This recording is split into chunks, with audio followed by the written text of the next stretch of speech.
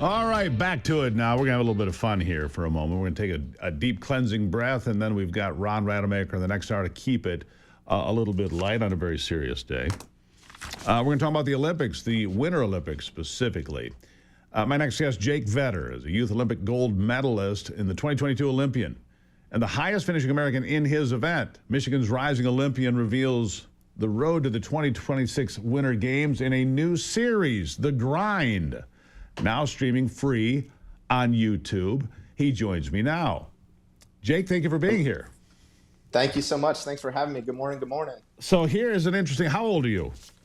I'm 27 right now. 27, and you're Olympian. Michigan boasts the oldest Olympic gold medalist in snowboarding, Nick Baumgartner, who apparently is coming back. Let me ask you about him. He won gold in 22. What kind of an inspiration is he to a young man like yourself? Man, a huge inspiration. If I could tell you how many times I've been questioned on Nick Baumgartner, and it's always positive things. For me, when I first got into this sport, Nick was someone that I watched on X Games at a very young age and truly showed me the path that, I could get into this sport straight from Michigan, being from a very small hill, and we could make it happen. And so just chase the dreams. And Nick's a huge inspiration to me, current roommate of mine at the last Olympics. And so I'm honored to have him on my team. Yeah, what a guy to have around. Talk about putting in the work, because that's what the grind is all about, putting in the work. Snowboarding for most people is a fun pastime. My kids love it. They go to Boyne Mountain and different places in northern Michigan. They love it. Where did you start? What little hill? I started here at local hill, Mount Brighton. So nice small hill here in Livingston County in Michigan. And yeah, that's where I got my start. And so when did you realize, I can take this to the next level and the level after that? Heading in when I was like 13 to 15 years old, I get the question a lot, like, man, did you just grow up and you were a phenom when you started? Absolutely not. I tell kids all day long that, my story is really about loving the sport first and then, turning into the work ethic and working really hard towards my goals. And I realized heading into Youth Olympics in 2016, after I won gold there, that this was going to be a forever thing for me. All right, so tell me, I know people can see this on The Grind on YouTube, and I encourage them to do so. You need something uplifting in your life. You need to see young people working really hard. Tell me about your day. When does it start? What do you do? What are your workouts? What does a day or a week look like when you're prepping? Because you have to qualify now. There's a qualifying window coming up to make the Olympic team. Not very many slots available. What does a day or a week look like? Yeah, great question, Steve. Mostly when I'm in Michigan, the gym and getting my body feeling good is first priority. So, I'm up first thing in the morning, head to the gym, do a good training workout, but that doesn't mean that I'm working my body, to the fullest tilt. It's about being smart right now, not injuring myself. And so I'm still working really hard, but when I'm in Michigan, it's mainly focused on gym and getting the body to feel good. And then I travel outside of Michigan and, we're on the road for a month at a time in Europe. And that's full on. That's training with my teammates. Every single training run is just as like we're competing for the Olympics. It's pretty cutthroat industry, and I'm happy to be in a really good spot. And like you said, if they haven't tuned into The Grind on YouTube, it's a great opportunity to kind of see a behind the scenes look of what it takes to make this dream become a reality.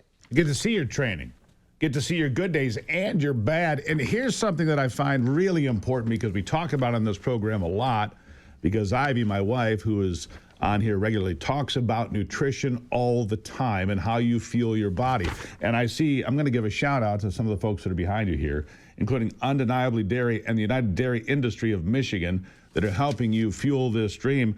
But the role of nutrition in recovery in a high intensity sport, tell me how important that is.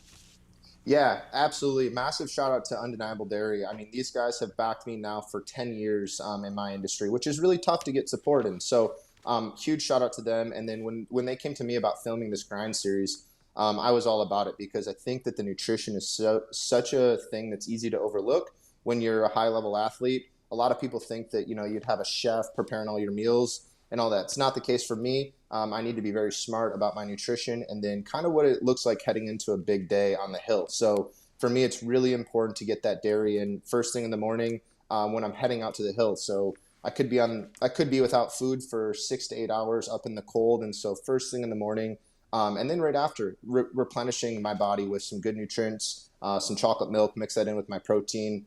Sure. Just a great source of nutrients to get out there and withstand some long days on the hill. Here's the question. Do you have cheat days?